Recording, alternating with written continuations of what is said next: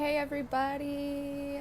Hey guys. If any of you are jumping on, give me a little shout out, and if anybody's catching the replay, shoot me a little hashtag replay. We're doing something a little different today. I am actually not hopping on to share makeup with you guys for once. And if anybody's having trouble hearing me, just let me know. I'm using my headphones. It's kind of chaos in my house with the kids and stuff, so if you're having trouble hearing me, just let me know. Hey, Lindsay. But anyway, sorry guys, I'm a little nervous. Hey, Melody. So I wanted to jump on and share some personal reflection with you guys, and share a little bit of my journey over the last few years with you. I've been doing a lot of self-reflection and meditation and all kinds of things over the last few months.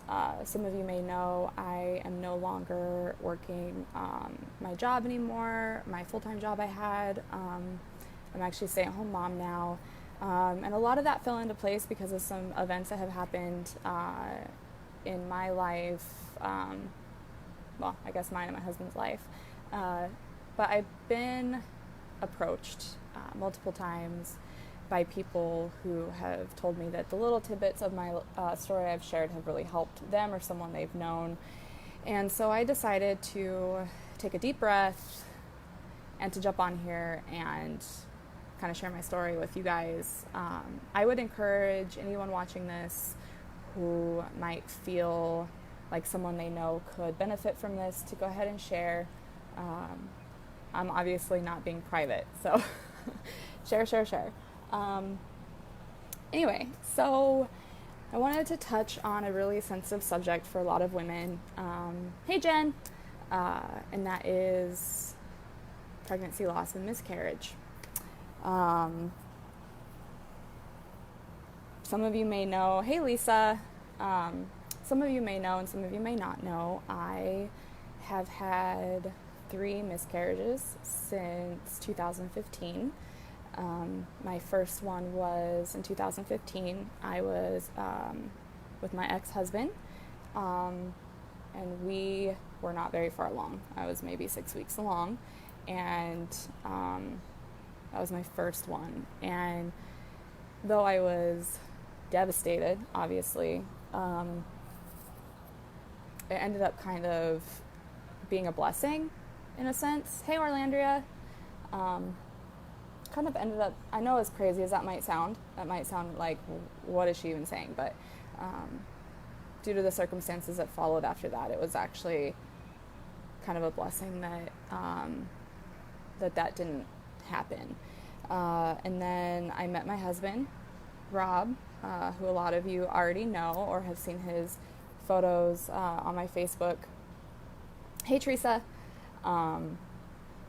And we were fortunate to have our rainbow baby, our little man, Rain. He is just everything. Hey, Kara. He's just everything. He's such a blessing. And he came at like the most perfect time, as crazy as that may sound. He was not planned. We were just blessed, very, very blessed to end up with our little man.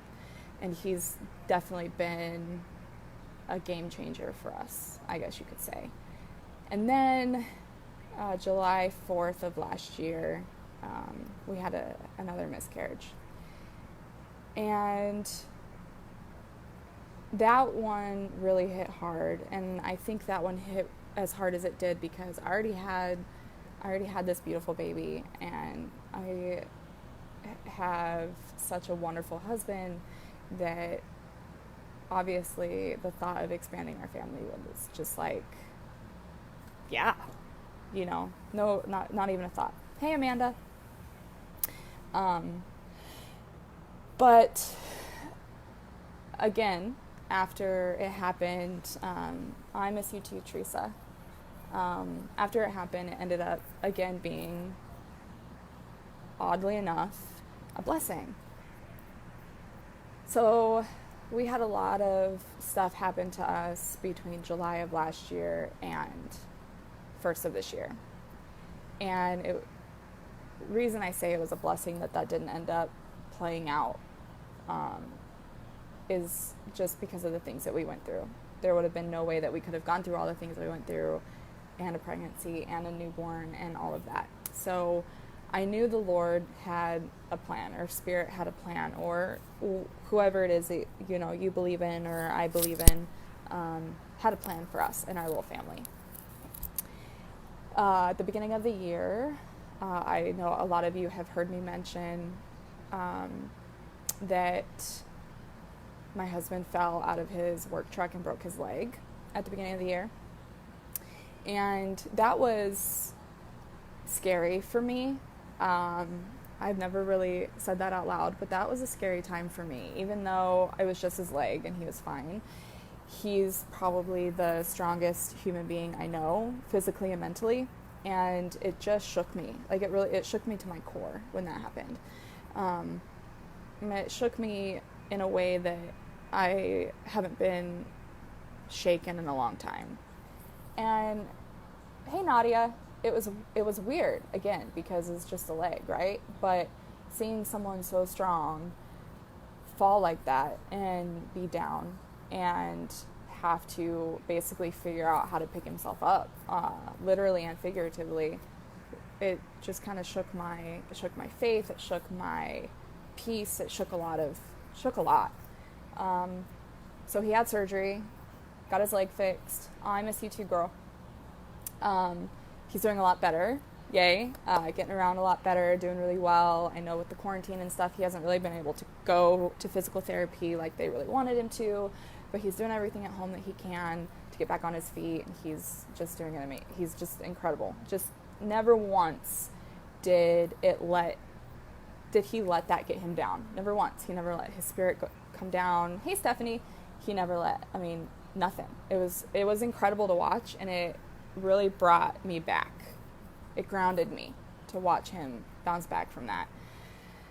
And then 2 weeks, a week, I don't remember, that he had been home from the hospital. We found out we were pregnant. And it was, hey, Natasha. I didn't know what to think. I was thrilled. We were both stunned, though. Like, what? And about 3, so I took the test on Tuesday, went to the doctor on Friday, and found out that there was nothing there. And I miscarried on Sunday. You know, this was my third, and wow.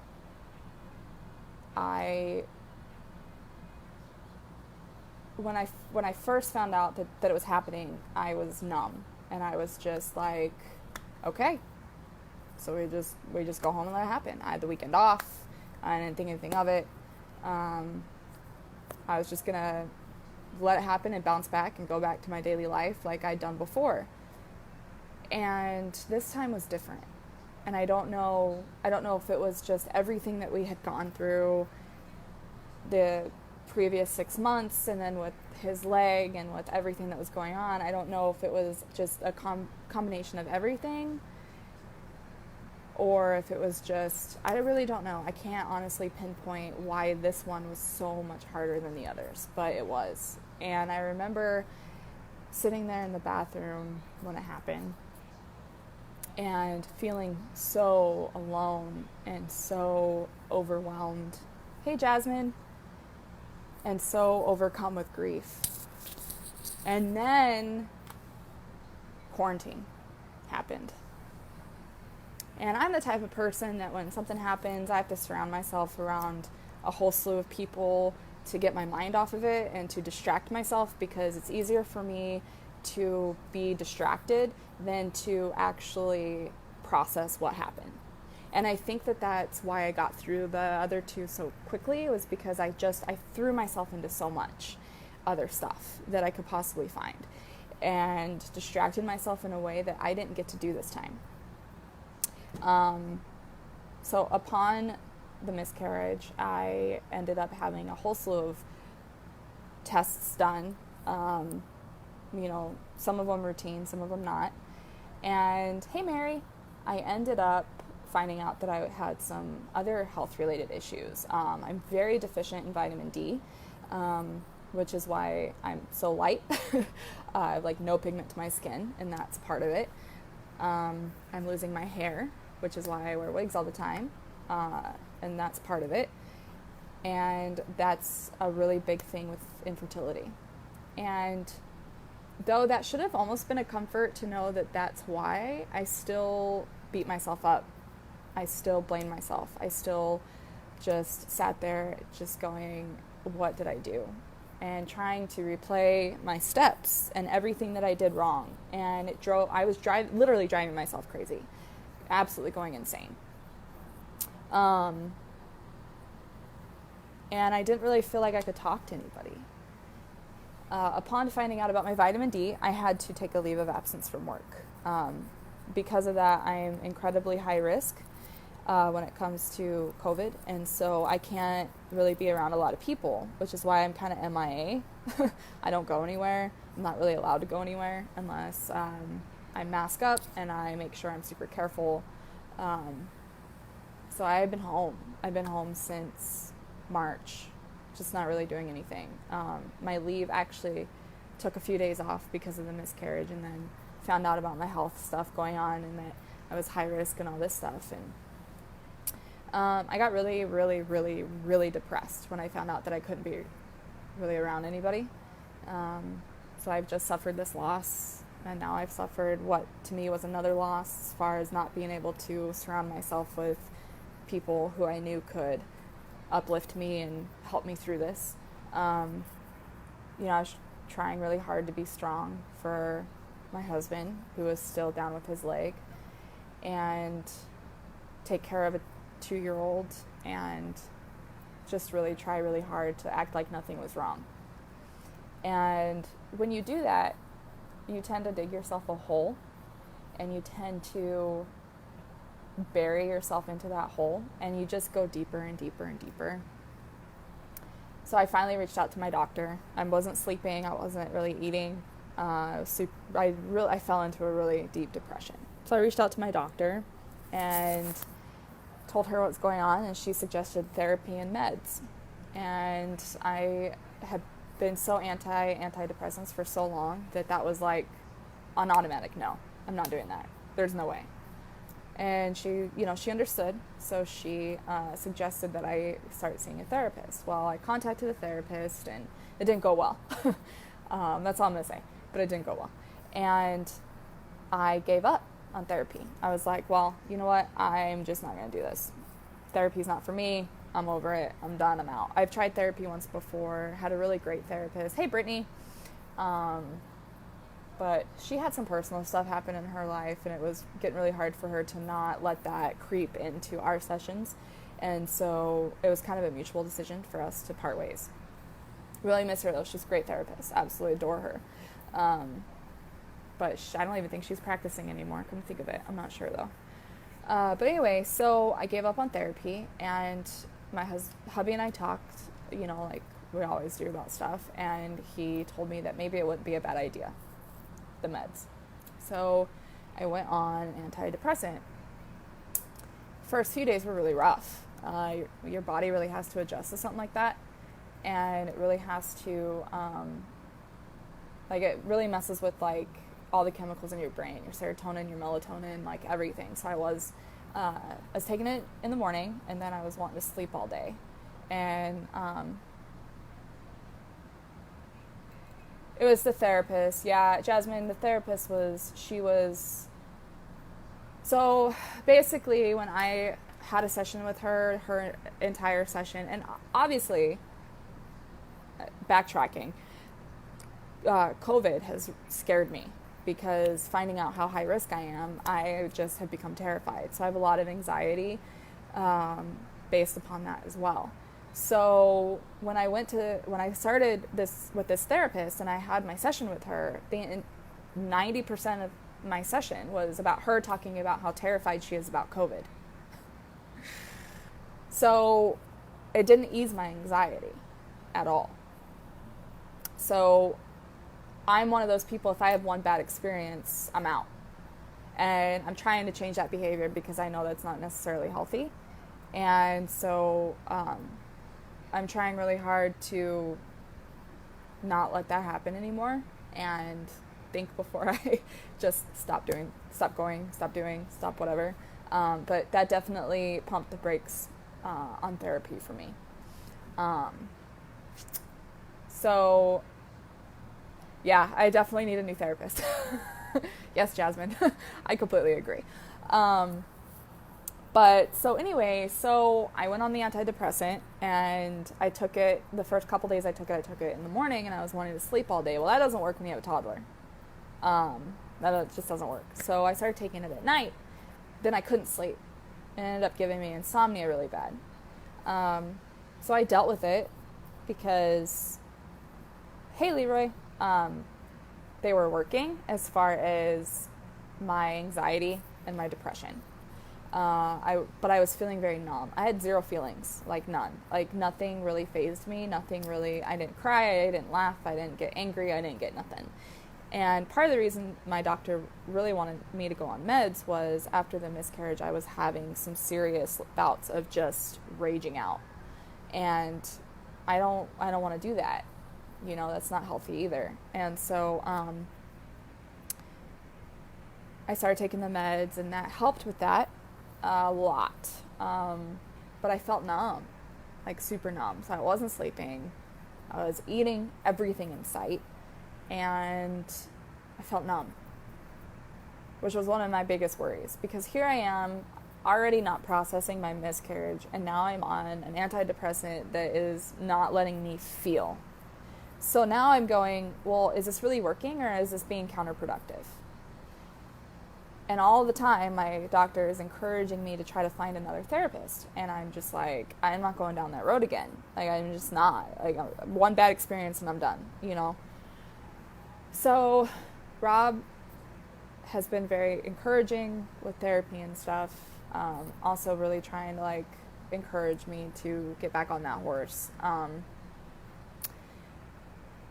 So I started throwing myself into stuff. I jumped into this business, Unique, and I, side note, super glad that I did. It's been amazing, and meeting all of my Y sisters has been such a blessing, and has given me back that female interaction, that like womanhood that I so longed for, that I lost when I had to take my leave from work. So I'm very grateful for that, and I don't regret it a day. So I threw myself into that, and then I started school, so I threw myself into that, and I was finding all these different things to throw myself into so I wouldn't think about anything else. And I guess, you know, my doctor said that's kind of a coping mechanism as well. Hey, Garen. So I had a few doctor's appointments with her. We talked about my insomnia. We talked about the numb feeling I had. We talked about the increased appetite. We talked about everything, but the miscarriage never came up. So I'm on an antidepressant, and it's like the miscarriage never happened. And I remember one night I was laying on my couch. I couldn't sleep, so I hung out on the couch a lot during that time when I couldn't sleep because I didn't want to keep Rob or the baby up. And I remember laying on my couch, and I found this group on Facebook, and it was all of these women who have lost children in one way or another.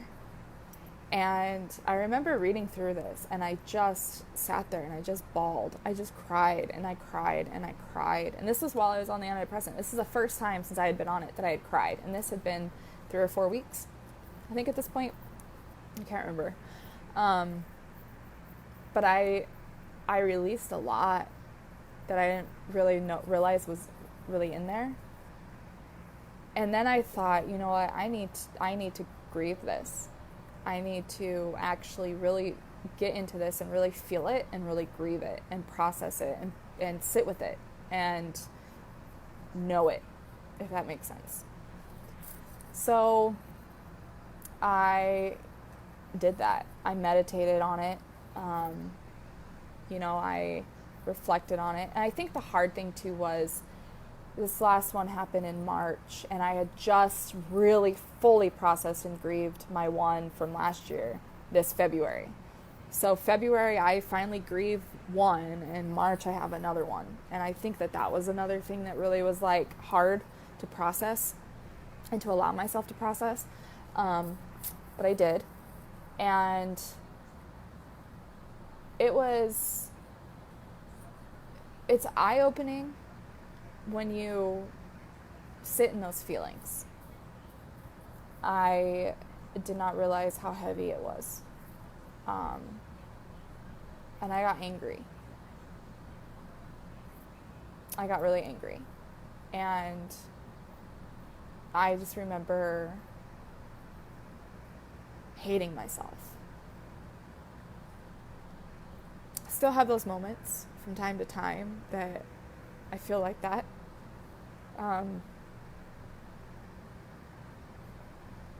There's a lot of blame that women put on themselves when that happens. There's a lot of disgust that we feel for ourselves. There's a lot of hate that we feel for ourselves. At least me. I don't know about other women. I can't speak so much on other women who have been through this, but I know when the ones I've experienced, I felt less than. I've just felt terrible. I remember I had many conversations with Rob about it and about how I was feeling and the process behind it. And he has been huge support. He's been absolutely amazing over the last few months, year, really over the last year, helping me to move past and to find myself again. And I'm not fully over it, I'll be honest. I like to think that I am. A big release was when I got my tattoo. I don't know if anybody saw it on my Facebook, but I got a beautiful memorial tattoo. And then I had my son's name put underneath of it. So I get the best of both worlds. I get the memorial for the ones I've lost, and then I get my son there permanently. And it has a lot of meaning to me. It's the only one I have right now. But it's one that I've really thought hard on. And after it was done, he let me go see it, and my tattoo artist, let me go see it in the mirror. Hey, Courtney. And I just broke down in a way that I probably have not broken down in a long time. Thanks, Melody.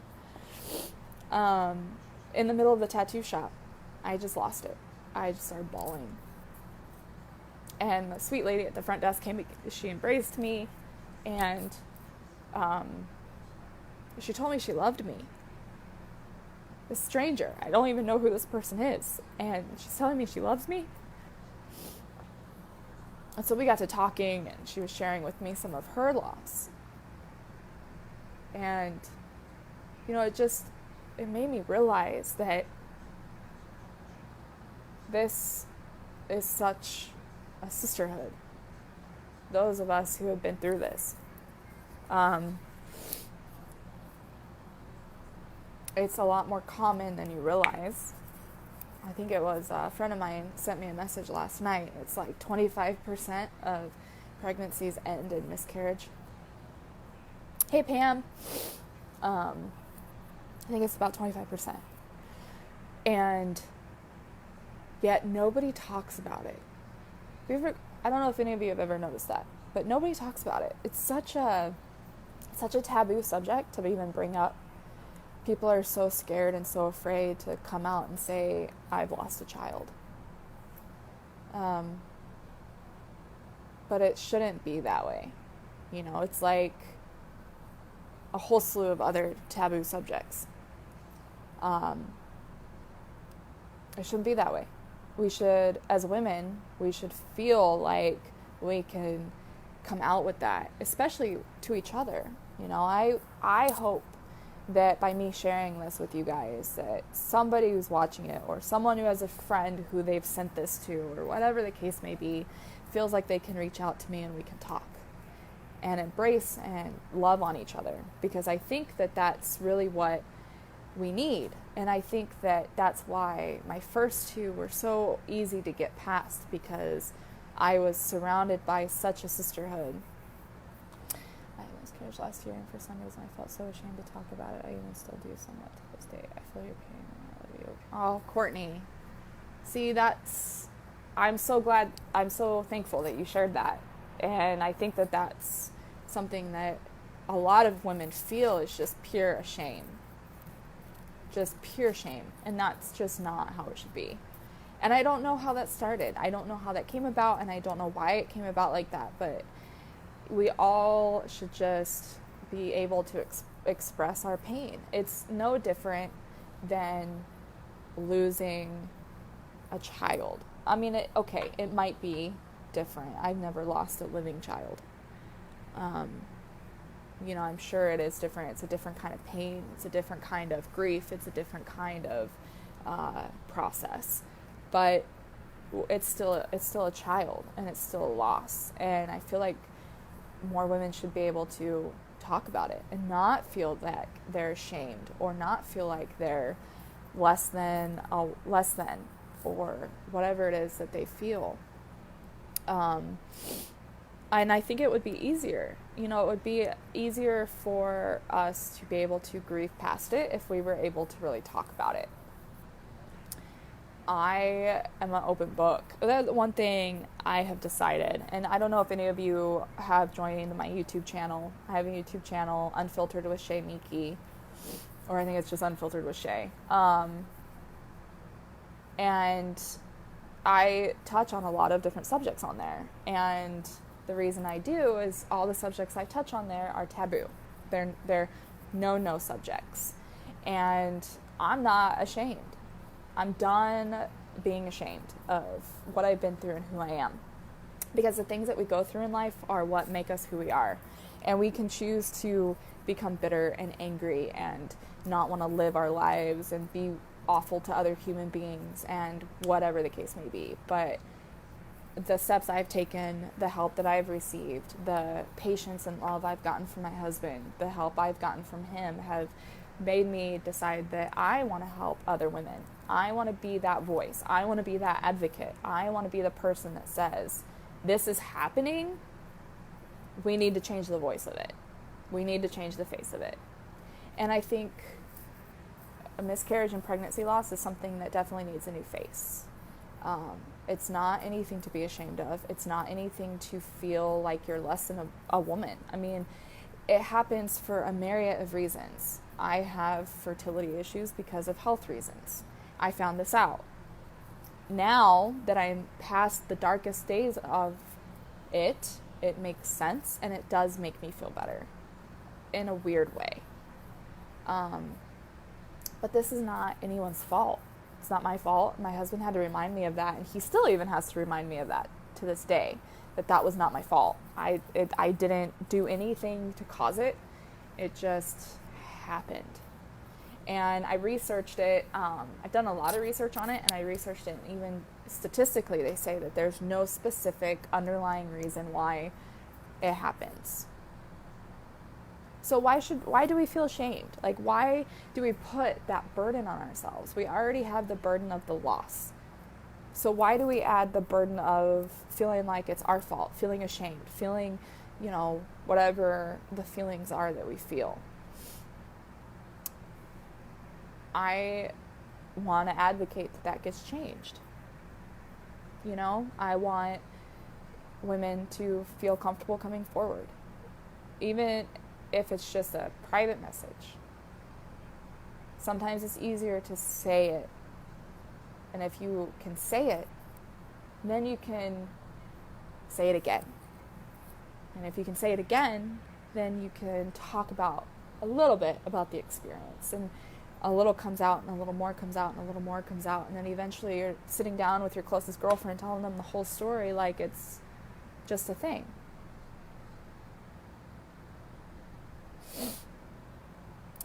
Courtney, I've had 3 since 2015, and I have to do the same thing every day. And it's hard, and it does mess with you mentally. It really does. But I can promise you that it gets easier. I can. And there'll be moments. There'll be moments where things will pop up that'll remind you of it. There'll be moments where someone else will, you'll find out, I think, a week after my most recent one, back in March, I found out like 6 of my friends on Facebook were pregnant. And I am not going to lie, and ladies, I am so sorry, and I'm just going to apologize to you all now. That broke me in a way that I didn't think that it would, but it did. And I retreated for a while. I did. I didn't want to talk to anybody. I didn't want to see anybody. I didn't want to get on Facebook. I didn't want to nothing. And my husband had to remind me that it just wasn't our time. And he wasn't wrong. He was absolutely right about that. And so that helped a lot. But he still has to remind me of that from time to time. Sometimes I'll see something on Facebook that'll trigger me, and I'll just start bawling, and he'll walk in and go, "What's wrong?" And I'll tell him, and he reminds me. He just says the simplest thing, like, "It wasn't our time." You're right. You're right. It's as simple as that. And then I'm okay. I'm okay for that moment, and I can move on with the rest of my day. But that hole is kind of always there. Like, you get like these little holes in your heart, and they don't feel full. At least that's the best way I can describe it. And you just want to plug them up with something. So I have 3 cats, and they're my little hole fillers. We got Sasuke not long after last year's loss. And so my cats are my little hole fillers. Hubby wants to get me a dog. So we're looking for a dog. And that's going to be my hole filler. And, for some people it's, whatever. But if you can find a way to soften those holes, it really does help. But they don't ever really go away. I think the thing that helped me was I've been surrounded by a lot of love, and I've been surrounded by a lot of really patient and kind people. My work family, even though I'm not there now, I still call them my work family. They all have been beyond supportive and kind through everything. I have family that's not really related that have been incredible and amazing. And I think that's the biggest thing. I'm not shy about what I've been through. Thank you. Oh my goodness, thank you. Have your precious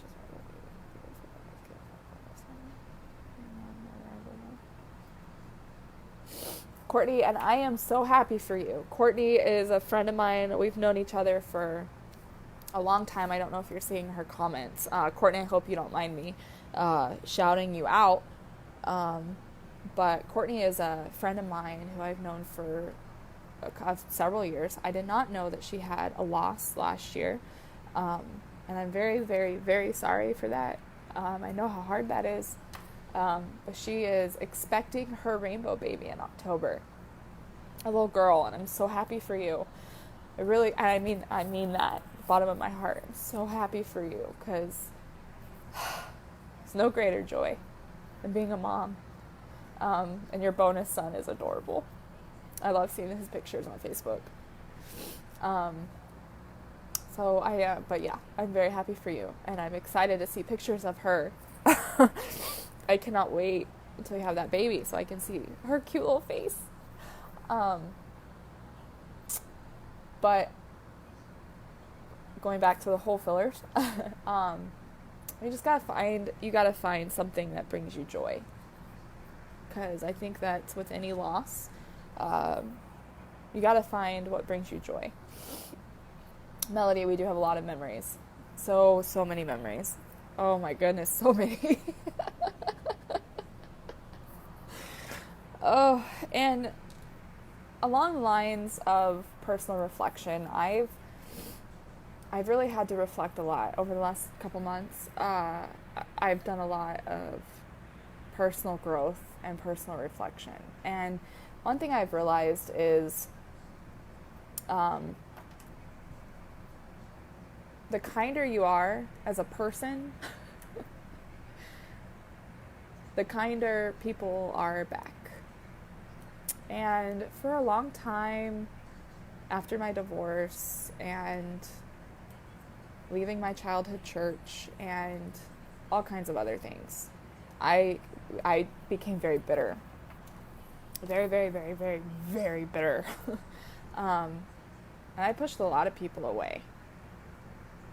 And I can't even name all of them, but I did. I pushed a lot of people out of my life. And I pushed even more people away this last year. And I guess my defense mechanism. If I get hurt, I push people away so nobody can hurt me anymore than I've already been. And my husband had to help me realize that that's what I was doing. And I've lost a lot of time with a lot of people, and I'm really sad for that. That's when I've been married 4 years.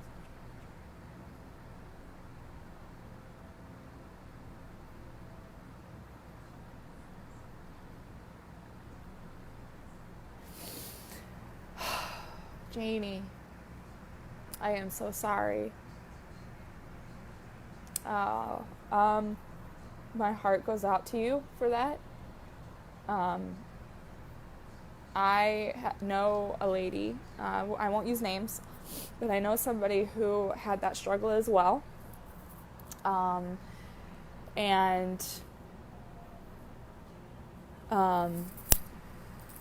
She adopted. Beautiful, beautiful baby.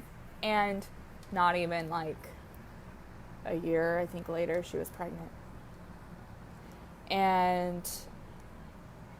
But I can understand and appreciate where you're coming from with not wanting to try anymore. And I think that's another thing. Growing up in the church that I grew up in, that is people have opinions on fertility and pregnancy and when you should have kids. And I think that sets a precedent for a lot of people. Courtney, I agree. It really is all about timing. 100%. But I think, I have seen people struggle and get berated with when you're having kids, when you're having a baby, when you're getting pregnant. You've been married for how long and you don't have kids yet? Over and over and over. And I remember it happened to me. It's happened to my sister-in-law. It's happened to a whole slew of women that I know that just get berated with pregnancy questions all the time. And it's frustrating to me because, one, it's not anyone's business unless you want to make it somebody's business. And I just don't understand why that is such a topic and such a thing that has to be people's business. You don't know what the person's going through. I'm speaking to every one of you right now who feels the need to ask women that question. It is none of your business. Okay? If that woman wants to make it your business, she will seek you out and she will talk to you. Otherwise, don't ask. I have gone home. I would go home in tears. I would, people need to mind their biz. I get asked that all the time because I only have 2 in clinical state. Yeah, Melody, really? This is what I'm saying. It's not anyone's business. See, and Janie, there you go right there with people giving you baby items. Like, we get it. Okay? You know, you don't know the circumstances. Some people just don't want kids. Some people just don't. They just don't want kids. And that's their prerogative. Some people can't get pregnant. And that's their business. Some people have gotten pregnant and have lost those babies. That's their business. Some people, there's a whole slew of reasons why women don't have children. Don't ask. And I have started telling the truth. You want to know? I'm going to tell you. And you know how uncomfortable it makes those people? They don't really want to know. They don't really care. They're just being nosy, and they're trying to fulfill their life satisfaction or their own personal satisfaction or whatever the case may be. They don't really care about you as a person. If they cared about you as a person, they wouldn't ask. They wouldn't feel the need to ask. It's an inappropriate question, and it needs to stop. The only people that should know your fertility issues or your pregnancy issues or whether you want kids or not, the only people that should know that are you, your significant other, and the higher power. Those 3. That's it. It should be none of anyone else's business. Unless you want to make it someone else's business. Then that's on you. That's your prerogative. If you have a close friend you feel like you can reach out to, if you have somebody who's been through the same thing as you, whatever the case may be, or you just really need to talk to somebody, you know who you're going to seek out. And I can tell you it's not the nosy lady at church who just wants to know.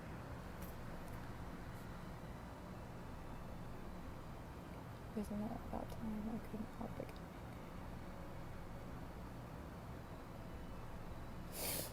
So that's one thing. That's exactly the issue, Courtney, is that no, they don't know your personal struggles, and yet they still make you feel like a failure and a disappointment. And that's not okay, because you're already beating yourself up enough. You're already struggling with it. You're already trying to move past the hurt and the pain and the hurt, the pain, the anger, the sadness, the acknowledgement, the moving forward. And correct me if I'm wrong, ladies, but it seems like every single time you get on the cusp of moving forward from it and getting past it and finally feeling relief from that grief and from that pain is right when someone brings it back up. At least in my experience. Again, it should not be anybody's business but the people you want to know. If you don't want people to know, then don't bring it up. That's on you. That's your prerogative. Nobody should ever ask. It is not an okay question. It's not. And if you don't know, that's because they don't want you to know. Because they don't trust you, or you're not a close personal friend, or you're not somebody they feel like they can come to. And if you're going to ask, and you really want to know, by you berating and by you asking and being nosy and getting involved when you've not been invited to be involved, they're not going to come to you. You're never going to know. And you don't really care. I don't ask.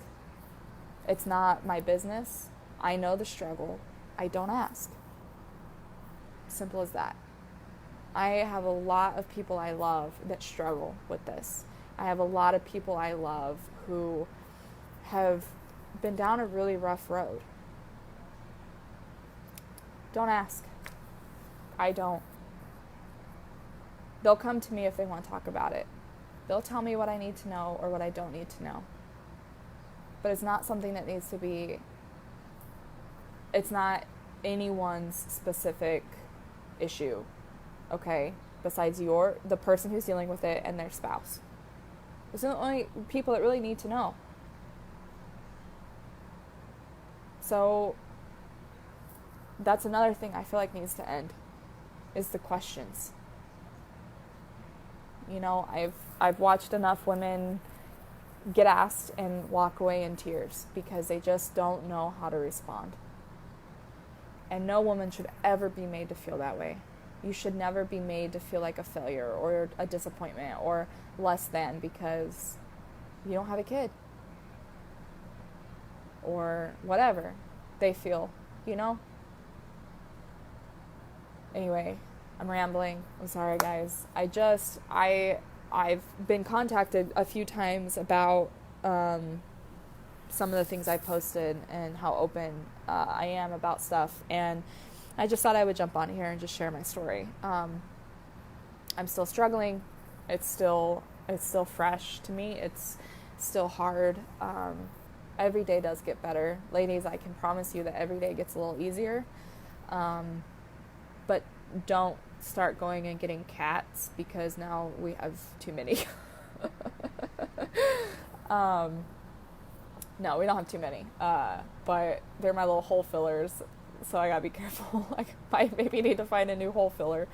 But just, you know, my whole thing to all of you beautiful women out there who are struggling, it gets easier. There's always somebody to talk to, okay? There's always someone out there who knows exactly what you're going through, who knows exactly what you're feeling, who may even know exactly what to say to help pull you out of that funk that you're in, help pull you out of that depression, help pull you out of that dark spot, that dark place. There's always somebody. And I have found it a lot easier to talk to complete strangers about it than people I'm close to. And I think it's because I don't like to cry. Even though I have on this video, I don't really like to cry. And if I talk to somebody that I'm really close to, I'm going to cry. So sometimes it's easier for me to talk to somebody I barely even know. So I'm here. I'm sorry for your hurt and loss. Also know what you're going through.